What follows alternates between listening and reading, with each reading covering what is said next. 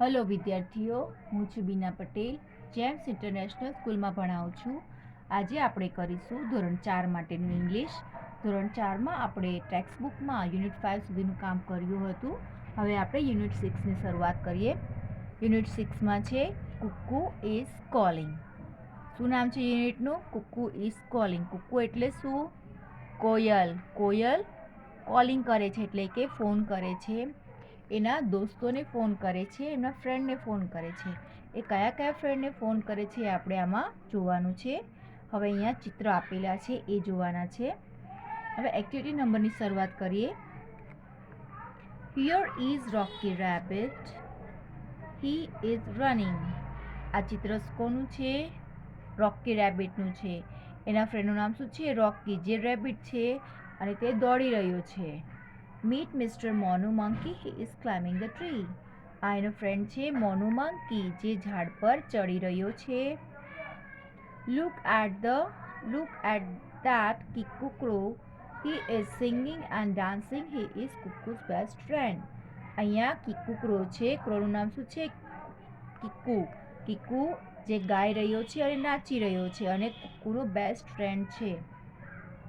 Hello everybody, I am Kittu. I am busy. I am writing a book. હવે અહીંયા કિટ્ટુ. કિટ્ટુ કોણ છે? Cat. કેટનું નામ છે કિટ્ટુ. કિટ્ટુ એ બહુ બિઝી છે અને શેમાં બિઝી છે? રાઇટિંગ અ બુક, એટલે કે નોટ લખવામાં વ્યસ્ત છે. Look at that goat. Her name is Gittu. She is skipping. બકરી. બકરી ક્યાં છે? આ રે. બકરી શું કરી રહી છે? તો એ દોડા કૂદવામાં બિઝી છે. એ બકરીનું નામ શું છે? ગિટ્ટુ ગોટ. ગિટ્ટુ છે એનું નામ. બરાબર. Here is Dimpu. Dimpu is a dog. He is watching a movie. અહીંયા જે ચિત્ર આપ્યું છે એ ડિમ્પુ ડોગનું છે. એ ડોગનું નામ છે ડિમ્પુ અને શું કરે છે? એ બેસીને ટીવી એટલે કે મૂવી એટલે કે ફિલ્મ જોઈ રહી છે. And there she is our Kukku. She is reading a poem. અહીંયા કુક્કુ છે, આપણી કુક્કુ જે કોલિંગ કરે છે તે અહીંયા બેસીને પોયમ એટલે કે કવિતાઓ વાંચી રહી છે. હવે આપણે આગળની એક્ટિવિટી જોઈએ. હવે આપણે એક્ટિવિટી નંબર 2 જોઈએ. એક્ટિવિટી નંબર 2માં છે તમારા શિક્ષકની મદદથી ઇઝ હી રમત રમો. જેમાં કોઈ વિદ્યાર્થી નીચે જણાવેલી રમત રમશે. ક્રિયા વર્ગની બહાર જે કરશે ત્યારે તે શું કરી રહ્યા છે તે ધારવાનું અને પૂછવાનું છે. તમારા શિક્ષક તમારા ધારણા સાચી છે કે ખોટી તે કહેશે. વિદ્યાર્થીઓ કહે છે ઇઝ હી જમ્પિંગ.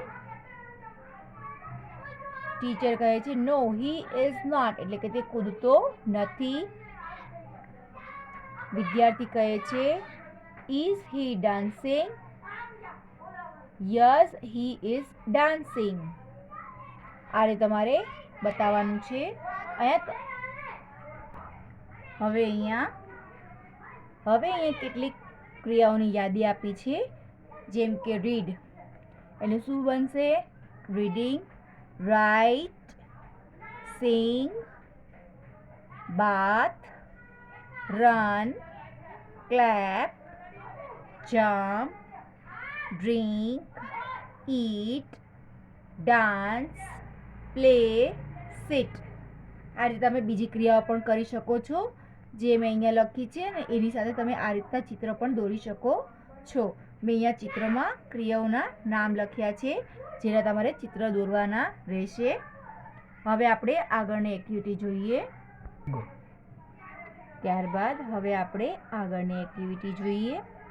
આગળની એક્ટિવિટી નંબર 3 છે ગીત શિક્ષકની મદદથી અભિનય સાથે ગાઓ. હવે તમારે આમાં અભિનય પણ કરવાનો છે. બરાબર. હવે આપણે પોયમ શરૂઆત કરીએ, એને સમજૂતી પણ સાથે કરતા જઈએ. Singing is not hard at all, whether you are big or small. Singing is not hard at all. Come and sing with me. Reading is not hard at all, whether you are big or small. Reading is not hard at all. Come and read with me. Running is not hard at all, whether you are big or small. Running is not hard at all. Come and run with me. English is not hard at all, whether you are big or small. English is not hard at all. Come and learn with me. હવે આપણે અહીંયા જોઈએ તો singing એટલે કે ગાવું is not hard at all. Hard at all એટલે શું? જરા પણ કઠણ કામ નથી. આપણે પણ બધા ગાઈ શકીએ છીએ. સિંગિંગ એટલે ગાવું. ગાવાનું કામ જરા પણ કઠણ નથી. Whether you are big or small.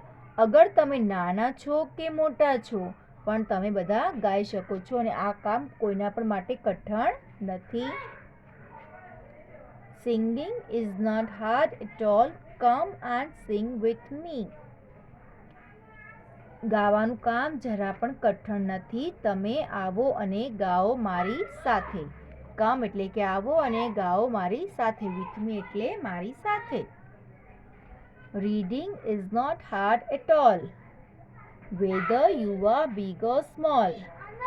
વાંચન કરવું એ કોઈ મોટું કામ નથી અગર તમે નાના છો કે મોટા. Reading is not hard at all. Come and read with me.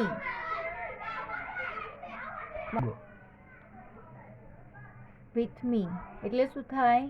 વાંચન કરવાનું કાર્ય જરા પણ કઠણ કાર્ય નથી. તમે આવો અને મારી સાથે ગાઓ. Running is not hard at all, whether you are big or small. Running એટલે કે દોડવું. દોડવાનું કાર્ય જરા પણ, જો અહીંયા ચિત્ર આપ્યું છે, દોડવાનું કાર્ય જરા પણ હાર્ડ નથી એટલે કે કઠણ કાર્ય નથી. તમે નાના હોવ કે મોટા હોવ બધા દોડી શકે છે, બરાબર? એટલે કોઈ એમાં કઠણ કામ નથી. Running is not hard at all. Come and run with me. દોડવાનું કાર્ય જરા પણ કઠણ નથી. તમે આવો અને મારી સાથે દોડો. કવિ શું કહે છે? મારી સાથે દોડો, મારી સાથે ગાઓ અને મારી સાથે વાંચન કરો. English is not hard at all, whether you are big or small. English શીખવાનું કાર્ય બધા જ કહેતા હોય છે બહુ કઠણ છે, ઇંગ્લિશ મને આવડે નહીં. ઇંગ્લિશમાં તો કેટલા બધા સ્પેલિંગ પાકા કરવા પડે. ઇંગ્લિશ બહુ કઠણ ભાષા છે, આપણે શીખવી બહુ અઘરી છે. પણ કવિ એવું કહે છે કે ઇંગ્લિશ ભાષા જરા પણ કઠણ શીખવી નથી અને તમે નાના હો કે મોટા હો ઇંગ્લિશ તમે શીખી શકો છો. English is not hard at all. Come and learn with me.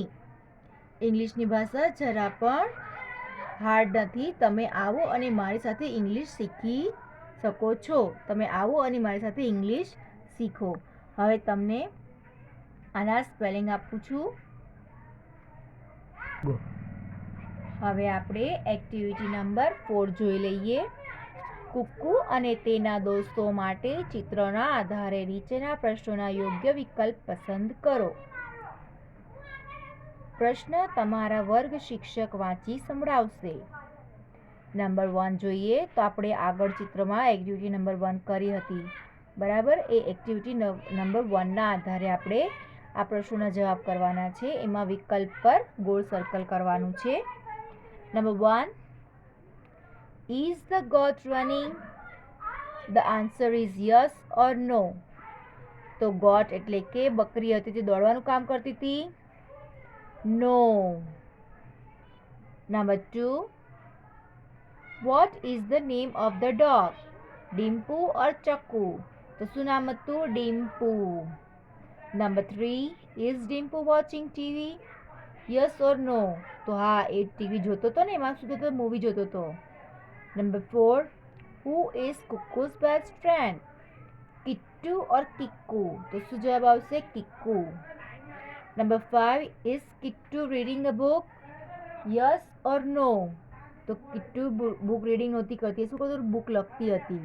એટલે આન્સર ઇઝ નો. હવે તમારે આપણે એક્ટિવિટી નંબર 4 સુધીનું કામ કરીએ અને તમારે જે એક્ટિવિટી નંબર 3ના સ્પેલિંગ આપું છું એ તમારે નોટમાં લખી તૈયાર કરવાના છે અને પુસ્તકમાં લખી તૈયાર કરવાનું છે.